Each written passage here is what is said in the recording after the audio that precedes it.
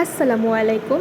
আজকের ভিডিওতে আমি বলবো যে কেন আমি ব্যাংক জবের প্রিপারেশন নিচ্ছি আর আপনাদেরও কেন ব্যাংক জবের প্রতি একটু আগ্রহী হওয়া উচিত। মানে এক কথায় কেন ব্যাংক জবকে আমি এগিয়ে রাখবো সে ব্যাপারেই বলবো। দেখা যায় কি অন্যান্য সরকারি যেই জব, ধরেন আপনারা যেই জবটা আমাদের দেশে পরিচিত সেটা হচ্ছে বিসিএস। এখন একটা বিসিএসে দেখা যায় কি পোস্ট থাকে হচ্ছে 1900 বা 2000, আবার ওই বিসিএস একটা শেষ হতেই প্রায় 3 থেকে 4 বছর লাগছে, মানে অনেক বেশ একটা লং প্রসেস। ওই দিক থেকে ব্যাংকে হচ্ছে কি যে দেখা যায় 1 বছর 1.5 বছরের মধ্যে একটা নিয়োগ প্রক্রিয়া শেষ হয়ে আর একটা নতুন সার্কুলার চলে আসে। তো এই ক্ষেত্রে হচ্ছে ব্যাংক জবটাকে ক্র্যাক করা ইজি, মানে খুব একটু বেশি হার্ডওয়ার্ক করলে ওইটা একটু তাড়াতাড়ি সফলতা পাওয়া যায় যদি হার্ডওয়ার্ক করি। মানে লং টাইম লেন্দি প্রসেস না, বাট বিসিএস বা অন্যান্য জব যেটাই বলেন এটা খুব লেন্দি প্রসেস। তাছাড়া বর্তমানে দেশের যে পরিস্থিতি, ওই ক্ষেত্রে কবে নতুন জব সার্কুলার আসবে, কবে কি আসবে কিছুই আসলে বলা যাচ্ছে না।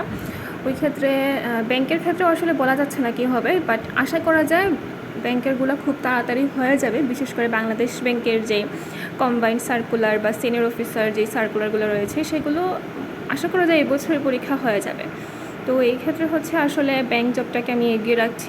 তাছাড়া আপনারা যদি মার্কেটিং ডিস্ট্রিবিউশনের ক্ষেত্রেও দেখেন, ওই ক্ষেত্রেও বিসিএসের সিলেবাস কিন্তু প্রচুর বড়, মানে একদম যেটাকে বলে মহাসমুদ্র।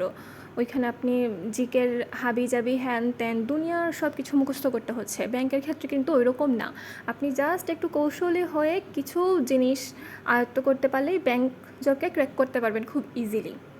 তো ব্যাংকের ক্ষেত্রে যেহেতু নিয়োগ প্রক্রিয়া তাড়াতাড়ি সম্পন্ন হচ্ছে, ওই ক্ষেত্রে আপনি টানা 1-1.5 বছর একটু পরিশ্রম করতে পারলেই হচ্ছে, যেহেতু সফলতা চলে আসছে, তো খুব বেশি লং টাইম যাচ্ছে না, ওই ক্ষেত্রে আমাদের হতাশাটাও দেখা দেয় না।